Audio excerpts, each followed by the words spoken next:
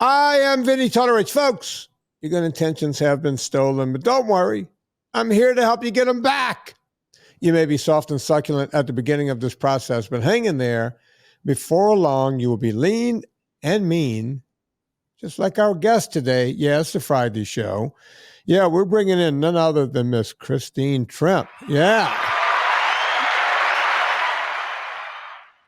Okay, Thank you.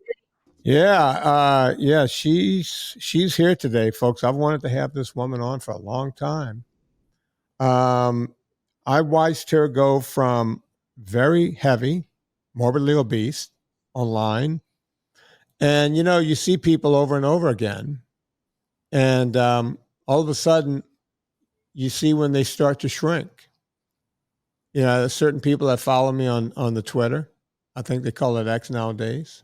Mm-hmm. People like Scott Mallion. See, he's losing weight. He's losing so much weight. He's out there singing. I saw the man singing the other day on X, and boy, he's got some pipes. And then there's people like Scott King. Yeah. There's people like Robin Dobbins. She wasn't even trying to lose weight. She was just losing her mind.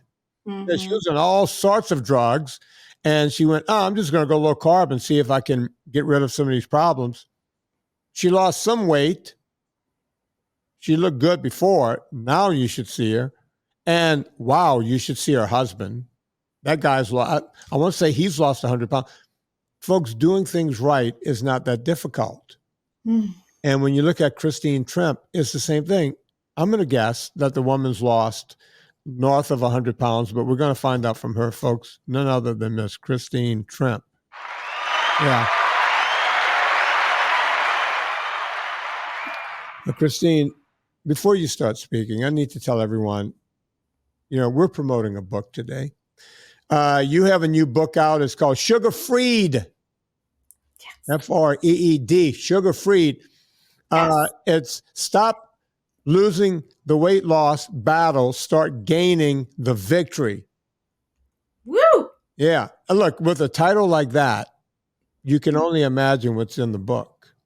Yes. So I would suggest you go out and get it right now. Right, Christine? Absolutely. Would love that. So, look, you told me right before the show, you're faith-based. And I said, okay, I'll try to keep the F word out of it. Thank you. Said I would appreciate that because my mom wants to listen. And so I went, okay. So I started the show with a song called Sympathy for the Devil. So you might want to tell your mom to go ahead by about 2 minutes. Okay. That's okay. That song took me back a few years, right? Yeah. Took me back. Well, You're not old enough to really know that song, are you? Yes, I am. Yeah, for sure. How old are we? I am 57. 57. Okay, hang on. All right, listen. You don't look anywhere near. All right. If someone would have said, guess, guess at how old you are. Yes. I would have said that early mid-40s. Oh, thank you. That's very kind of you. I appreciate that. I'm shocked that you almost grew up on the same music as me. We're 5 years apart. Okay. Yep. Yeah. Yeah. So, yes.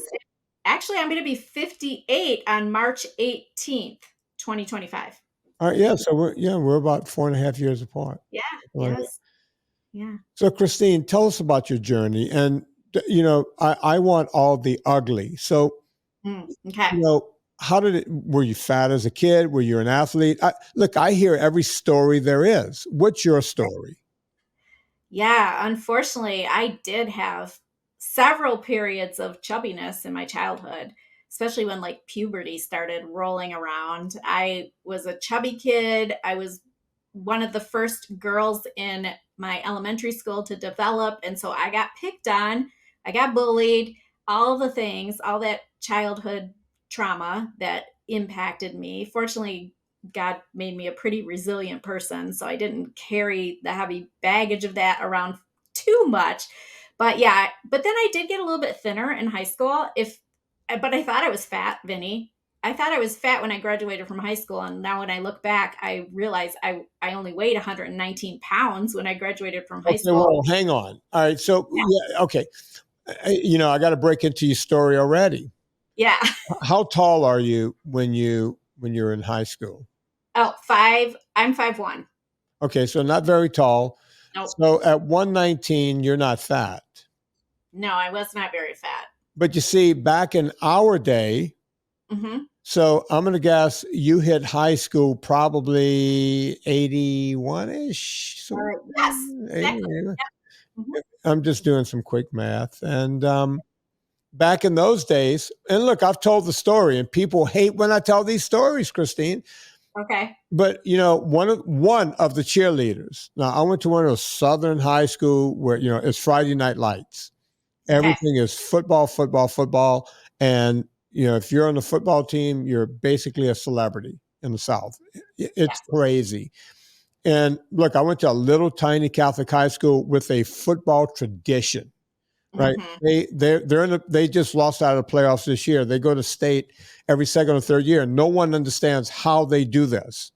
It's one of those small schools, not many kids in it, but the tradition goes back for decades, right? So the cheerleaders, like one of the cheerleaders that was cheering for me in high school cheered against me. She was on a D1 cheerleading squad at LSU, and I played for Tulane. So Wow. Sheila, who's my close friend, I was playing for Tulane. She was cheering against me. I called her. I was like, Sheila, how could you? Oh, can you just be quiet tonight and maybe not cheer? Yeah. But that's the kind of tradition. Okay, I'm not talking about Sheila here, but one of the other girls, Mm-hmm. she had ripped abs. Her legs were ripped because our cheerleaders, they didn't just go rah, rah, rah. They had to flip around and do pyramids and jumping up. They looked like the real show wasn't on the field. It was on the sideline. There was one girl who was very athletic, ripped out stomach, the whole thing. We called her the chunky chick. Ooh. Yeah. And by the way, she had no fat. Yeah. It was just that her butt was a little more bubbly. That was considered the chunky chick, Yeah. Yep. right? Back in 19, and people think when I say that I'm being mean or rude. You thought you were chunky and fat. Yeah. Yes. At 119. Yeah, and it's probably because of all those years that I was teased in elementary school and middle school, and then I did thin out a little bit in high school. But yeah, I felt I was not athletic by any means. I did not have ripped abs or anything. Right. So yeah, I was a little mushy, but I definitely wasn't overweight or obese or anything like I got to be. Remember the ad, Special K, if you could pinch an inch? Remember that? Yeah, actually, yes. Can you remember, before they called them supermodels, can you remember any of the models back in the day? Any of the big models? If I No, threw not out names, I can picture them. I can't think of any names though. if I said Twiggy, would you know? The woman's name Yeah. was Twiggy. Yes. Yeah. You remember Twiggy, right? Mm-hmm. She Yes. literally looked like a twig. A twig. Yes. Kate Moss was like the second generation of the super thin, Yeah. wafy models, but Yes. she came on the back of the women before her. Yes. Twiggy was her name. Yeah. Right. Yes. And, they were all like that back in the 70s and 60s. Yes. My wife, who's a year older than me, she's 63. Before she became an actress, she started off as one of those models. She was in Europe, and she basically modeled for a lot of these German bikini companies and this and the whole thing. You couldn't have an extra ounce on you back in those days.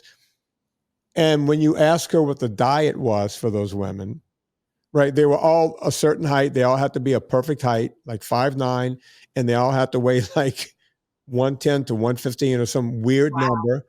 Wow. Right.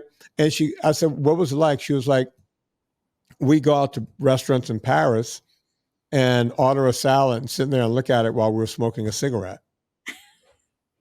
That was their diet, looking at a salad while smoking a cigarette. Yeah. Right. Wow. Mm, That was the world. Now, look, yeah. none of that was super healthy, but that's what was being portrayed. That's why a Right. Christine, Yes. who's 119 pounds, thinks she's a blimp, Yeah. right? Yep. Yes. Not to mention the emotional baggage that I carried around from being bullied when I was chubby as a kid. Well, fast forward, I went away to college when I was 18 and I became a statistic very quickly. You know how they typically say you gain the freshman 15? Yeah. I came home with the freshman 40 at least. Oh, wow. Yeah, so that's really when I can look back and see like my metabolic health started going downhill. And I was eating in a cafeteria. I really didn't have a whole lot of choices in what I was eating, and I wasn't being cognizant of what I was eating either. So, but yeah, I came home from my freshman year with an extra 40 pounds at least, and that's kind of how my metabolic health journey, for the detriment of my health, started. Well, can I be more clear? Was it, you didn't come home that first semester? You didn't come home at Christmas time. It was the end of, so it took you the whole year to put on 40. Yeah. And really, when I noticed it is like during the summertime after my freshman year of college, I was wearing shorts and I don't know, I must have bought new shorts or something. But then I went to go try on my jeans as fall approached in Michigan. We're getting back into jeans and sweatshirt weather. My jeans did not fit at all. And I had to go up many sizes. And that was my big wake up call. Yeah, it's pretty scary. Mhm. We pumped ahead right to college, but can I just take one step back to childhood again? Yes. The bullying, because I was a bully. I don't, did you ever read my book, Fitness Confidential? No, I haven't yet. Yeah. We thought about putting more of the bullying because, bullying now, if kids get bullied, I go Mhm. crazy when kids get bullied because I was bullied in a Yeah. big way. Yeah. Um, I had all kinds of issues, speech Okay. impediments that came from I was hearing impaired as a kid, and they were able to fix it through operations. But now I still had the speech impairment. And it's kind of why, I went to a Catholic school. Mm. It's, is the major reason why I don't follow any religion, Mm. because the nuns were as mean to me as the other kids. Mm-hmm. As a matter of fact, my older brother brought it up to my wife the other day and talked about how he was trying to protect me. He was 1 year older than me when we were kids, and he goes, I couldn't protect him. It was just on.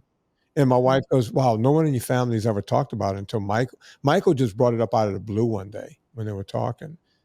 But yeah, you were bullied. How young were you when that was going on? I started developing in the third grade. So I can really, that's like when I can pinpoint when I started being chubby as well, too, and looking back on family pictures. So it started then. I can actually remember, I still live in the hometown that I grew up in. Yeah. Uh, so I can remember the boys that would bully me, that would make fun of my development and my chubbiness.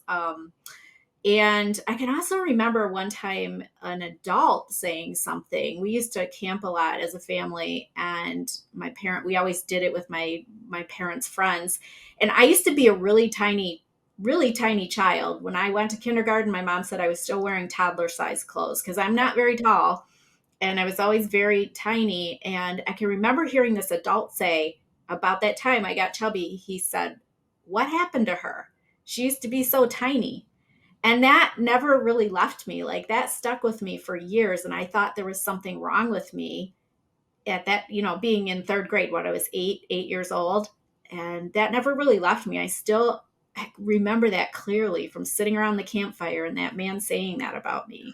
So, Can you almost just like with me, I run into those people now as, 60 something year old men and mhm, women, yeah. and they'll see me in Donaldsonville whenever I'm there. I don't even go to my hometown that often anymore. I just go to my brother's hometown, Hmm. Thibodeau or Baton Rouge, one of those brothers, and just stay there. My parents come to visit there. Mm. So I barely go back to my hometown, but I'll run into people that I grew up with, and they'll, "Hey man, I'm a big fan, love your book, watch your movies, the whole thing." Yeah. Right. And I'm looking at them going, you SOB. Mm-hmm. You treated me like dog crap. Mm-hmm. Now we're friends. Now Right. we're good. Right. Right. You Yeah. know, it's sad. Right. Mm-hmm. And I saw some of it changing when I became a good athlete. So Mm-hmm. it's like I saw it in real time. It was like the people cheering, and I write about that in my book. The Mm-hmm. people who are now cheering for, not Sheila Soraj, we were always friends, but except for when she went to LSU and I went to Tulane.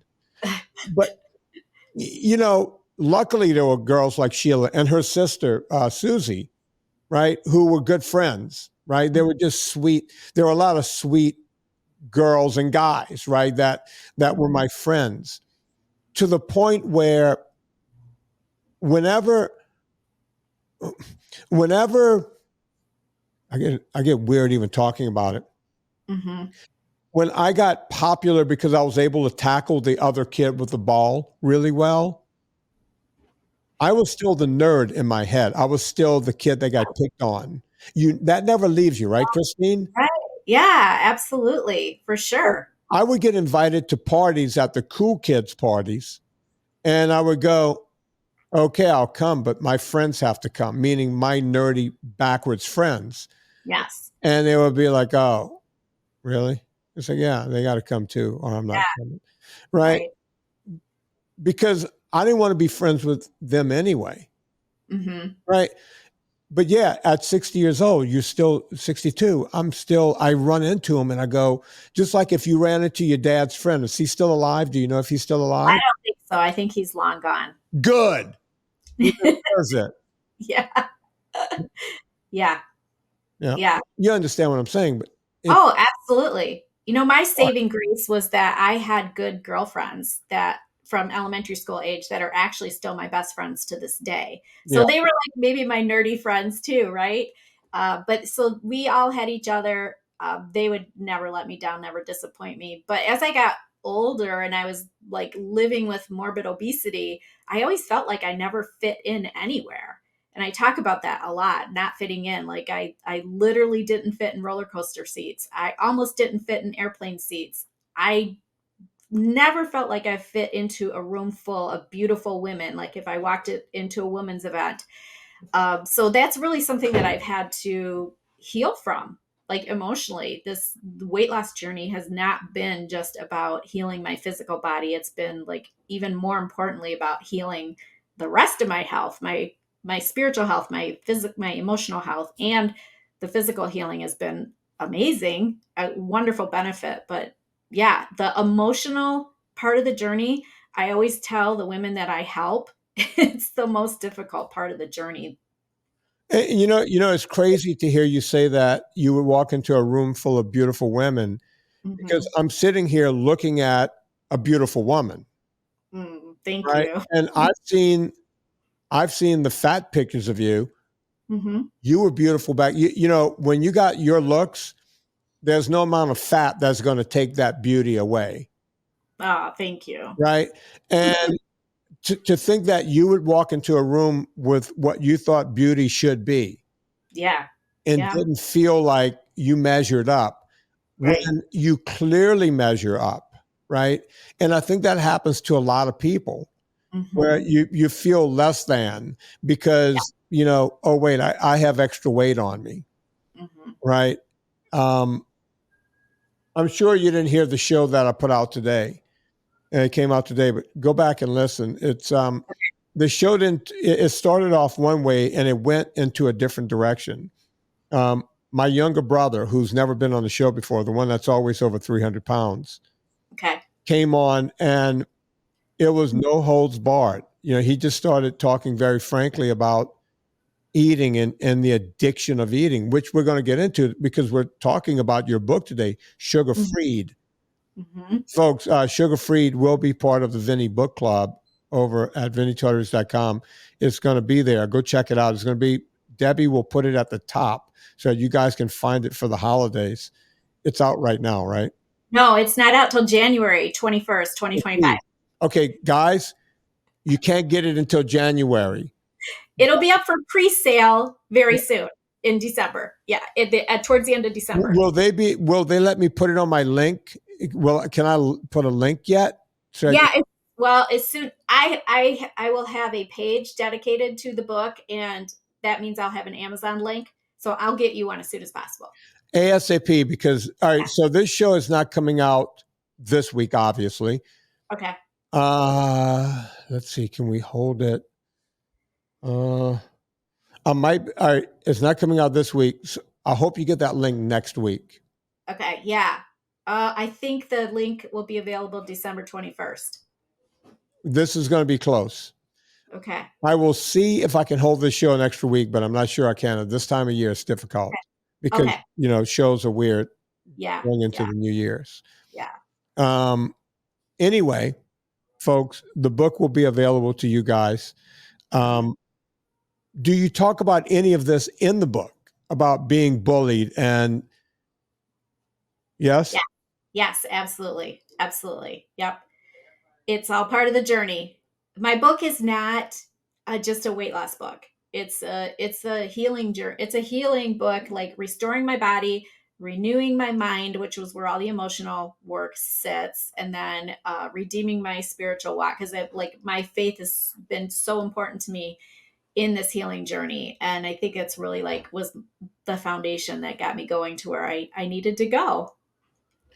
Okay, so now that we're there, right? We know that you've gone through this period of thinking you're fat when you're 119 pounds, walking into a room full of women and thinking that you're less than.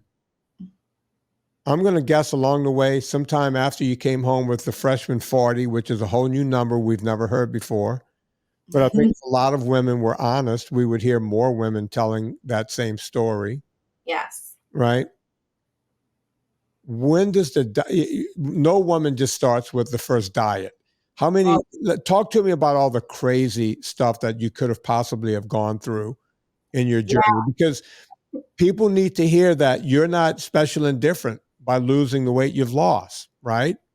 No, absolutely not. Actually, the first diet that I attempted was my roommate and I from college during my junior year. We drove from Adrian, Michigan down to Toledo, Ohio, because there's Adrian, where I went to college, was farm country. We drove down to Toledo, Ohio, which was about a 45-minute drive each week to go to Weight Watchers. So that was the first time I registered for Weight Watchers.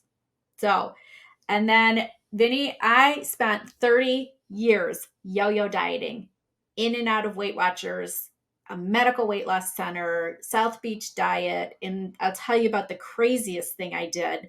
I was in a hospital supervised weight loss program, and I drank nothing but liquid protein shakes for 10 months. That's all. Protein shakes. That's it. Hang on. Yeah. So you spent all that time in the hospital? No. It was a hospital supervised program. Just like I had to go into the clinic every week. Okay. So you start off, I just want to make sure I have this right. Yeah. You and your roommate start yo-yo dieting through Weight Watchers. Yeah, when I was in college, yes. Okay. Now, I've talked about Weight Watchers over and over and over on this show, back in the early days a lot.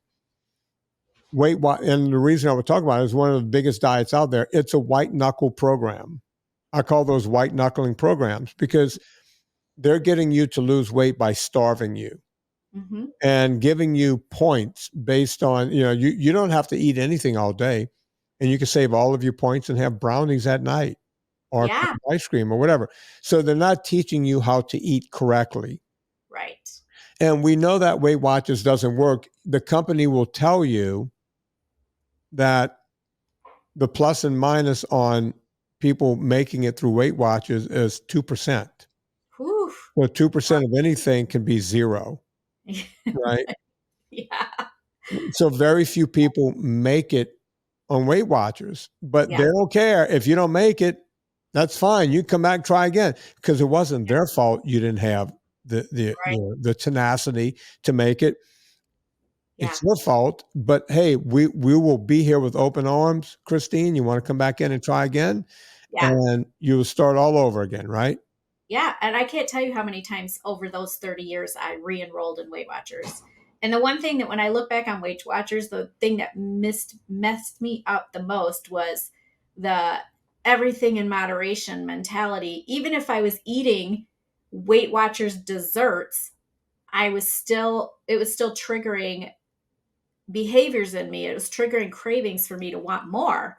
And so if I would save my points to eat one Weight Watchers dessert in the package and I had three more in the freezer, it drove me to want to eat those and still like try to stay within my points. And it wasn't nutritious food. It wasn't nutritious. It wasn't filling me up. It wasn't nourishing me. It was just making me want more of those Weight Watcher treats. Yeah, it's all just nuts. Yes. I don't know. I don't know how people just go and do that over and over and over and over again. That's the part that gets me is that, they just go and do it over and over again. It just makes no sense to me. Yeah. I can't even, I did that and I can't even explain it. Did you ever try any other diets? Because there's so many of them out there. Have you ever tried the whack? Like my mom would come home every summer. She and her friend Grace Ann, they were both school teachers. You want to talk about faith. Okay. My mom, she doesn't belong to one prayer group. She belongs to two prayer groups. And she also sits vigil. Do you Okay. do you know anyone who sits perpetual vigil?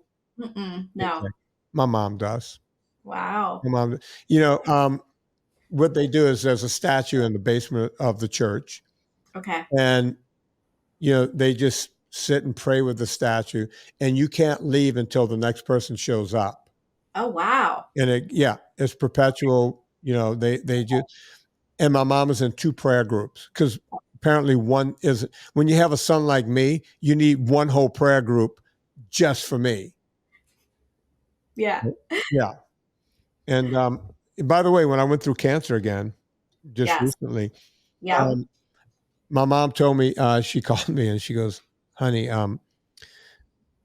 the women in one prayer group, I know them all. But I told them not to put it on the internet.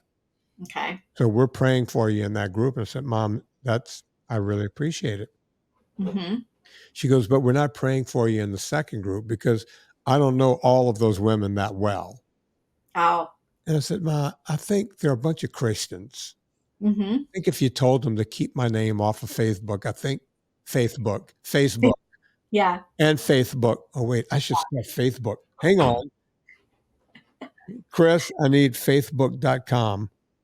I can start a whole religion. Mm-hmm. Facebook.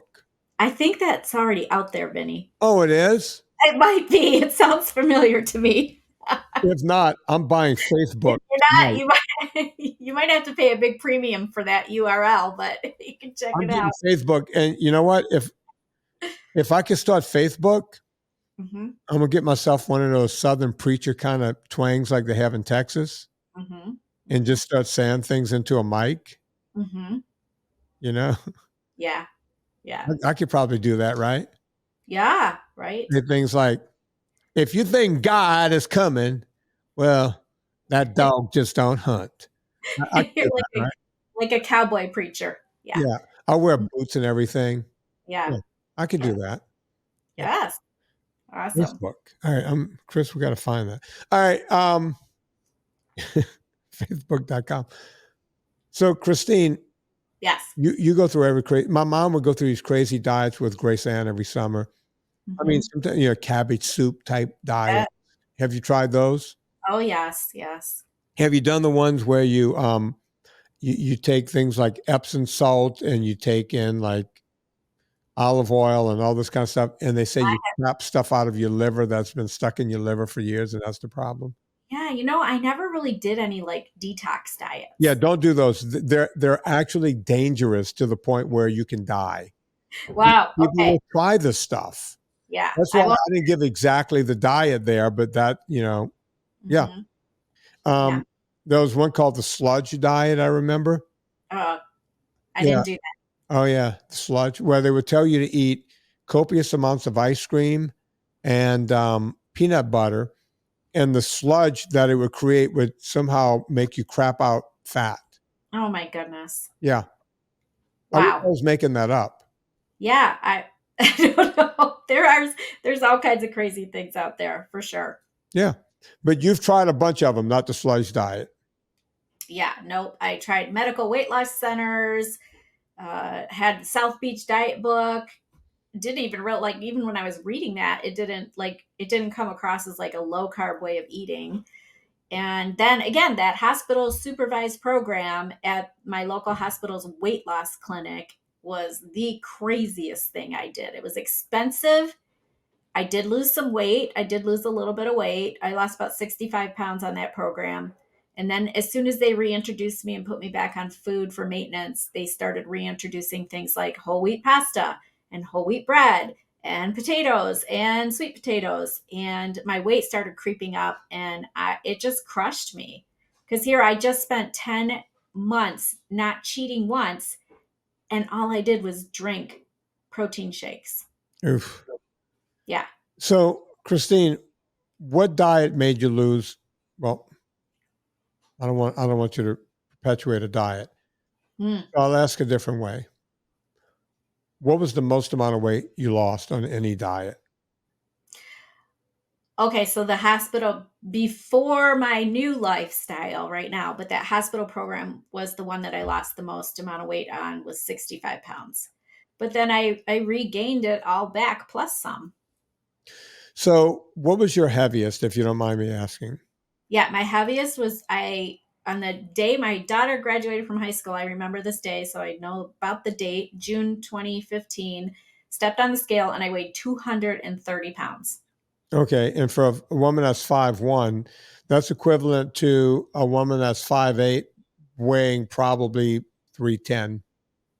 Yeah, yeah, Yeah. yeah. It was. I was definitely more. I was classified as morbidly obese, and I think my body. If I think my body fat percentage was almost fully 50% of my weight. I think Oh, it was like 40, easily, yeah, easily. 47%, something like that. Yeah. So. As I would say, because I don't mince words with people, I've been Mhm. dealing with morbidly obese people. You were as wide as you are tall.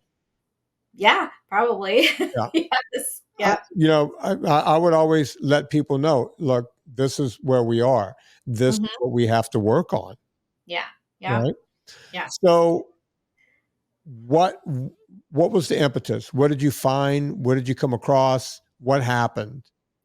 Yeah, so I had my turning point moment shortly after that time I stepped on the scale in September of 2015. My husband and I went on a 25th anniversary trip to Rocky Mountain National Park in Colorado. And, I love mountains. I was born in the mountains of Western Pennsylvania, and I always loved to go visit them. And I wanted to climb.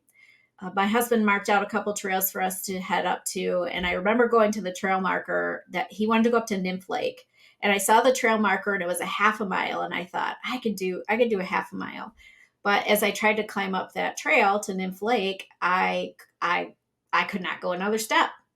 I was gasping for air, and I had to sit down on the side of the trail on a stump. I told my husband to go on without me, and he was like, "Are you sure?" And I'm like, "Yes, go ahead, go see the lake."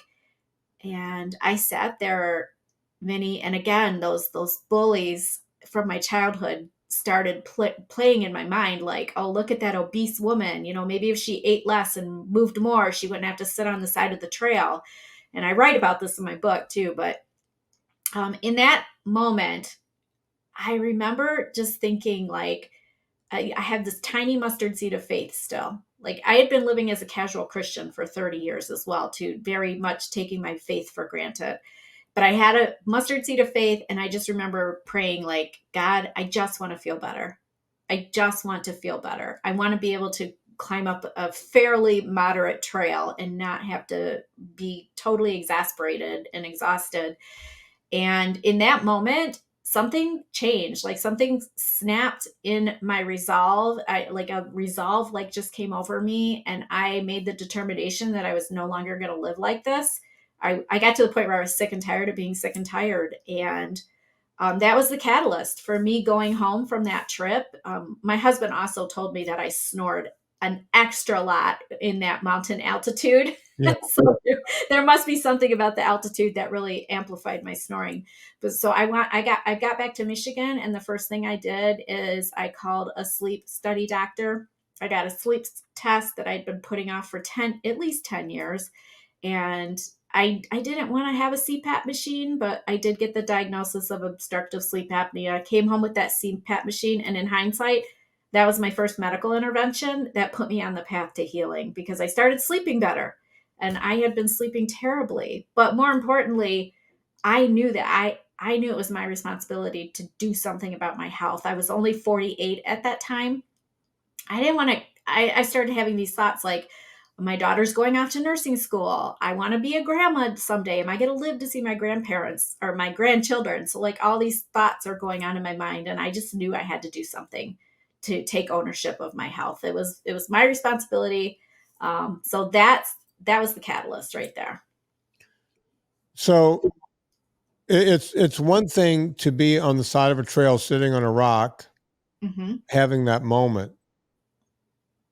But what your thoughts have to be, okay, I've had this moment several times before where I was going to change everything. Yes. And here we are. I'm sitting on the side of a rock while my husband goes up to look at a lake. Yeah. Right. Yeah. Yeah. So when you want to talk about faith, did you in that moment really have faith that something could change this time? And if yes, or if no, whatever your answer is to me, what changed this time versus all of the other time? All of the Weight Watchers, all of the cabbage soup, all of the hospitals and the shakes and the just eat this once a day. What changed for Christine this time over every other time? I really do think that my faith played a huge part in it, because there's a if you're familiar with the book of Psalms, there's a psalm where King David writes in Psalm 40. He talked about, he was in a pit, and God lifted him up from the miry pit and placed his feet on a solid rock and gave him a new song to sing.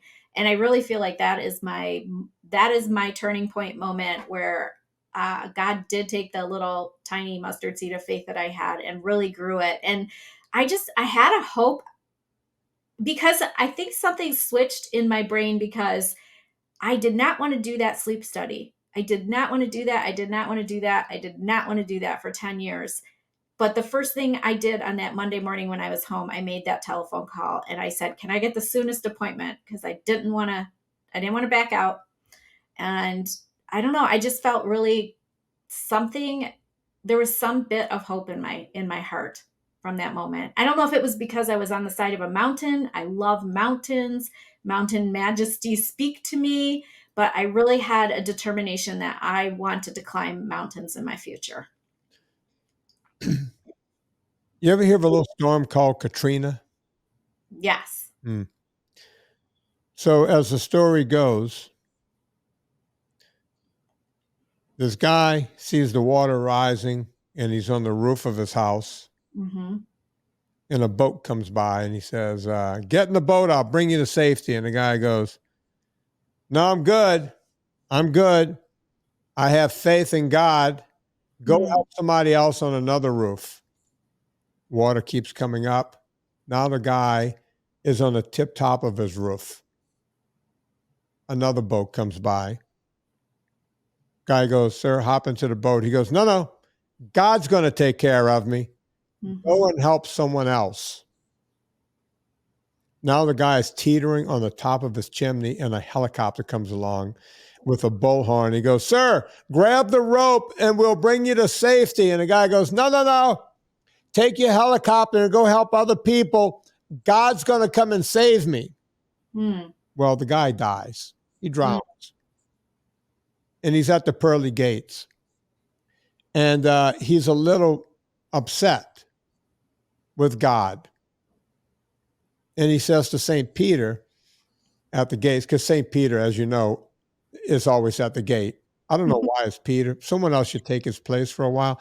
But Peter's at the pearly gates, and The guy's a little distraught, and he says, Pete, I can't understand. I lived my life full of faith. I went to church every Sunday. And the one time I needed God, he didn't come and save me. And Peter looked down at his clipboard and he goes, well, hell, we sent 2 boats and a helicopter. Yes. Right? Yeah. So you can have all the faith in the world, but unless you come home and dial the phone, right, and do a sleep study, for 10 years, you had boats and helicopters coming. Yes. You weren't willing to do anything until you were willing to do something. Does that make sense? Oh yeah, absolutely. Absolutely. I know it was my responsibility to take care of my health. And God gives us, he equips us with the wherewithal to, to do something. And fortunately, I see the timing and everything, because also when I came home from that trip, because I was morbidly obese at the time, pre-diabetic, and then I started having painful ovarian cyst. Oh, and boy.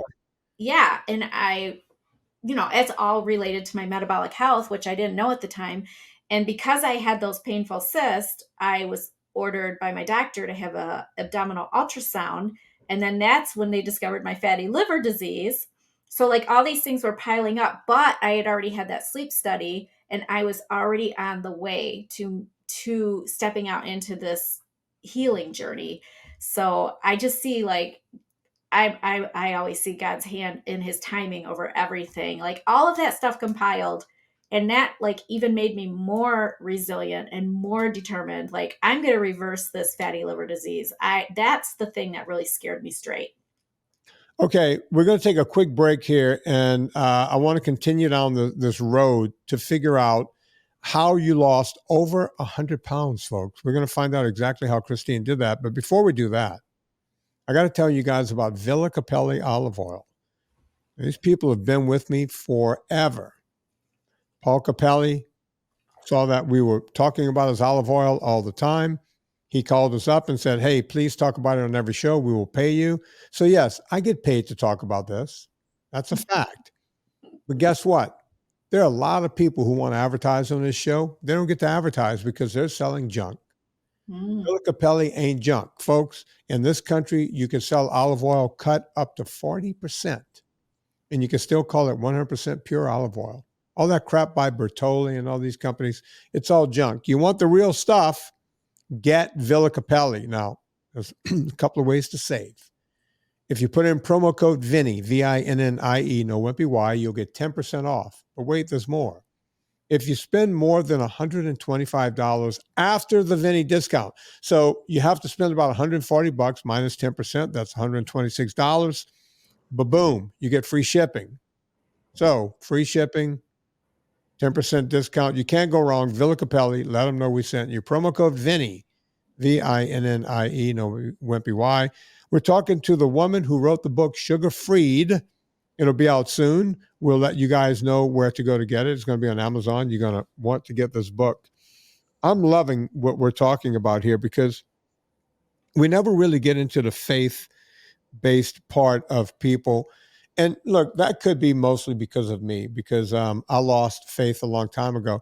I never poo-poo the idea of faith because, as my wife always says, I'm the most spiritual, non-spiritual person she's ever met.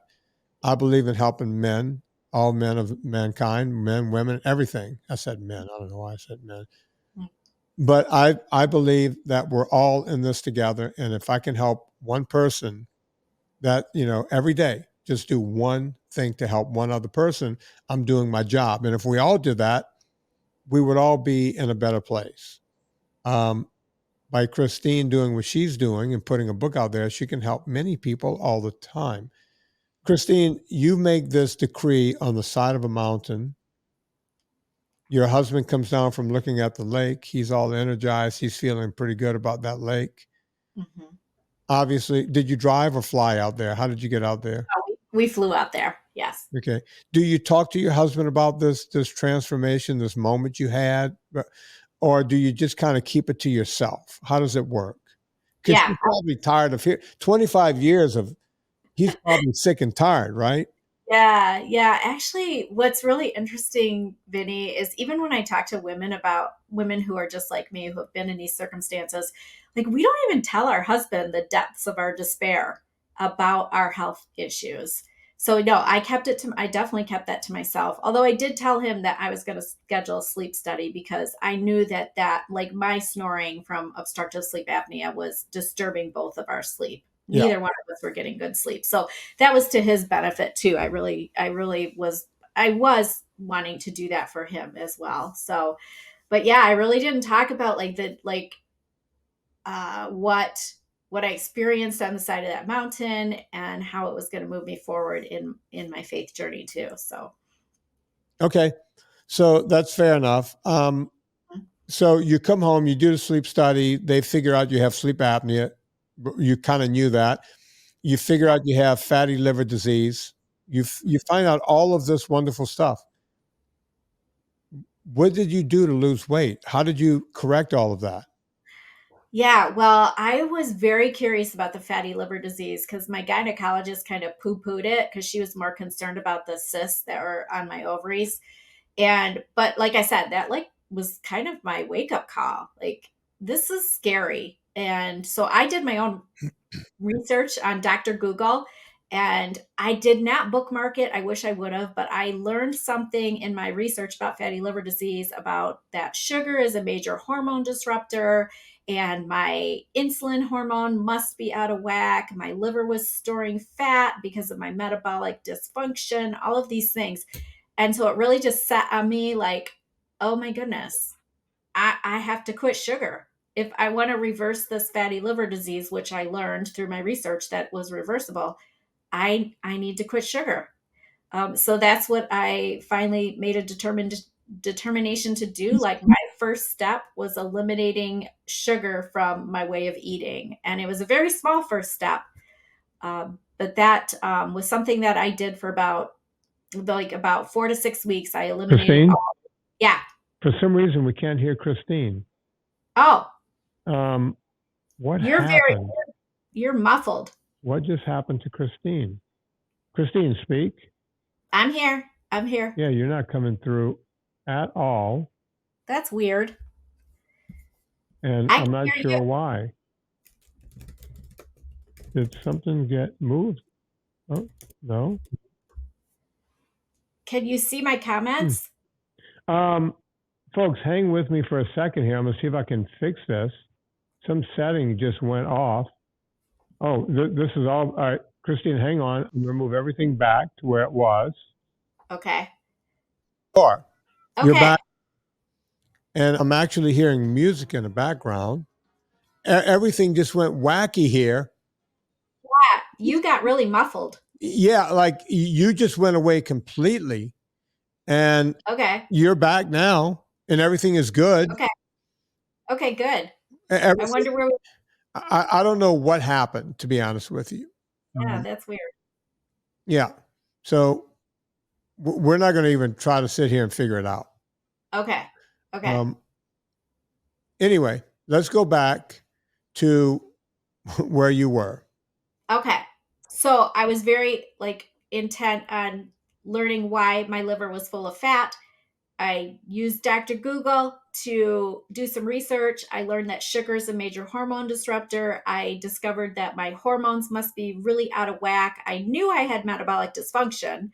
And so I was very intent on reversing my fatty liver disease. And that's what led me to taking my first step to quit sugar.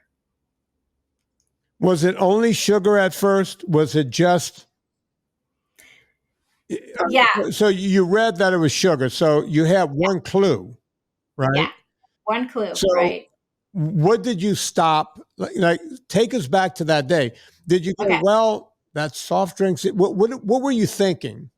Yeah. Well, it took me actually a couple months, Vinny, if I'm honest, to like really think about this because I knew I had to clean up my way of eating completely. I was eating a typical standard American diet. But the first thing I decided to quit as far as sugar goes was I quit coffee cold turkey because I was drinking a little bit of coffee with a whole lot of flavored sugar creamer. And then a couple days later, I decided that I worked in a corporate office at the time with a bunch of women. There was candy all over the office. I swore off candy. A couple days later, I decided I would no longer participate in the like every other week we'd have a birthday celebration. I swore off cake. So it really was like the sweet stuff. And then I started reading food label ingredients, and anything that had any kind of sugar in it, I was not eating that. But I did that for about 10 months. And because I was still eating typically a standard American diet of like, I was still eating bread, I was still eating potatoes, I was still eating pasta, and not realizing that those were like my last sugar holdouts that I needed to ditch. So Right. I did for 10 months, I did the no sweets, no desserts, no candies, nothing like that. And I only lost about 18 pounds. And then I was so frustrated, had a conversation with a friend who was really into hormonal health. And she said, "Hey, have you ever heard of," I was lamenting to her, like how slow my weight loss was. And she said, "Have you ever heard of Dr. Jason Fung? And he writes a book about hormones and obesity. You should check him out." So later that night, I went home and I Googled hormones fasting, landed on a 5-part video series that Dr. Fung put out called What is Fasting? It was on the Diet Doctor website. Watched that video series, and it completely changed my life. Yeah. It completely changed my life. On that, the thing that really gets me in my memory, and I do share about this in my book too, is like Dr. Fung just looking in the camera and his video series and just saying, "This is not your fault." And I was like, "What do you mean this is not my fault? Like, I've been obese for 30 years now. How could this not be my fault?" And then he went on to explain all the bad dietary advice I'd been given for so many years, and how my insulin resistance needed to be healed. And the best way to do that was with fasting and a low carb lifestyle. And that was the last day I ate bread, potato, and pasta, and adopted a ketogenic way of eating with intermittent fasting. And my weight loss just took off. It just soared after that point. So within 2-week period, I was being fueled by ketones. My brain fog was gone, had so much more energy. And I knew that that was the lifestyle that I was going to need to stick to if I wanted to beat this obesity and all the other diseases that I was experiencing. What was your total, and what is your total weight loss? When I first got to my healthy weight, I got to like when I first said I made my goal, I got to 126. So that was a little bit over 100 pounds. I got down to like about 119, like my high school weight. And then menopause hit, and I've been battling 5 to 10 pounds up and down in this like past couple of years. But yeah, menopause is my goal was to get to 115 pounds to be half of my body weight, Right. which was like, it's kind of a silly goal, but so I'm still trying to get there, but yeah. By the way, you will get there. My mom was forced into menopause because she had to have a complete hysterectomy when she was in her 40s. Okay. And my mom, not much taller than you, maybe 5'3", she was probably 5'4", her tallest. No, she's probably 5'2", because you lose height when you're Yeah. in your age. Yeah. And she's back to her high school weight, Okay. Yeah. 118. You know, Yeah. and my mom was in the 230, 240 category most of her life as a school teacher. Okay. Wow. Yeah. So when people ask me, why, and if you go back and listen to the show with my brother and his wife from this past Monday, from today, the Yeah. show came out Okay. today, you want to hear a guy who's in the throes of not willing to give up his crappy lifestyle, and he's going to die young, and you'll see that I'm pretty nonchalant about it because there's nothing. I love my brother. There's nothing else I can do. Yeah. And he talks openly about it in the show, Okay.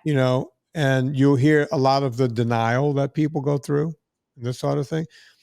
But what you've done is nothing short of miraculous, just going and Googling things. Jason, we were one of the first people to have him on the show. He came on the show early on, probably in 2013 or 20, long before he thought about writing a book. And that started coming Wow. in. Yeah, Jason and I have known each other for a long time. Yeah. We used to get people like Kate Shanahan on back in 2011, 2012, when no one else was talking about seed oils. Her and Nina Teicholz's, actually, a lot of what those people are talking about, they took from Nina Teicholz's book, and it just Okay. expanded it. Yeah. So I don't know if you've ever read Nina Teicholz's book, but the first person to really ever talk about seed oils was Nina. Nina. Nobody else was talking about it. Wow. But I'm loving that people like you found it. It helps when you have something to show. Hey, look, I was able to do this as a middle-aged woman. Yeah. And then you write a book and more people find your book and it continues on, right? Yeah. It all just continues on. That's all we're trying to do here is start some kind of groundswell, right? So I can't thank you enough for coming on and telling your story.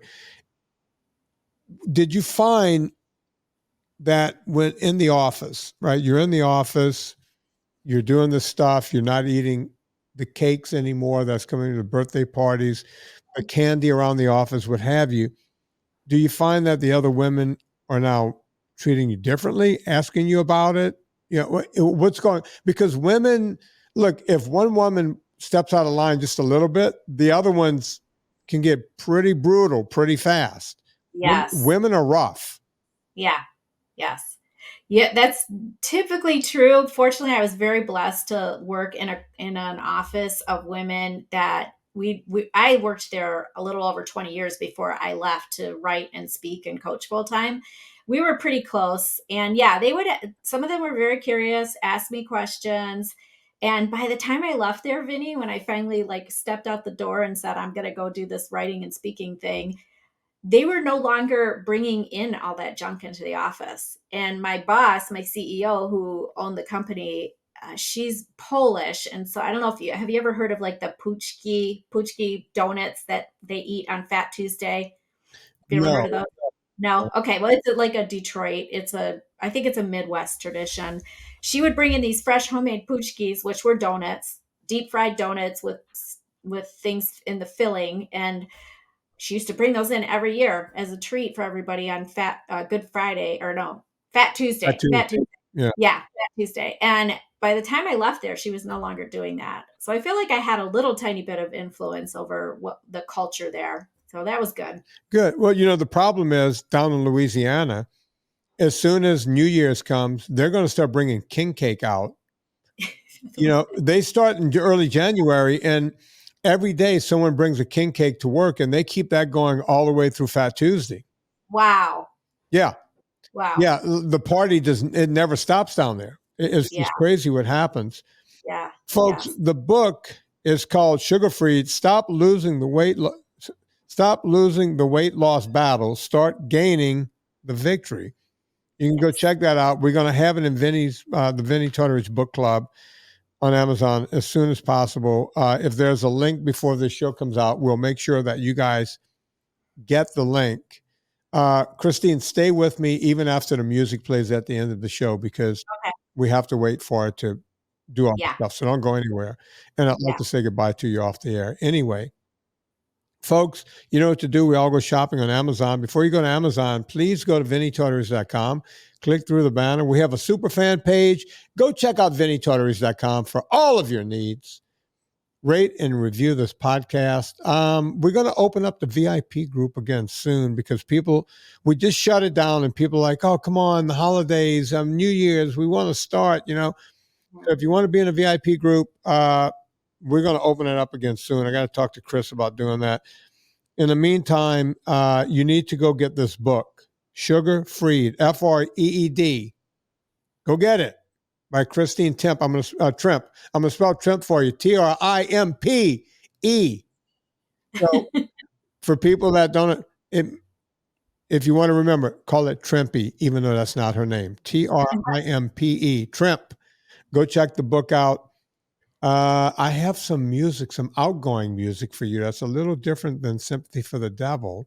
Okay. So on behalf of Christine Trimpe, my name is Vinnie Tortorich. Put life into living and do it with George Michaels.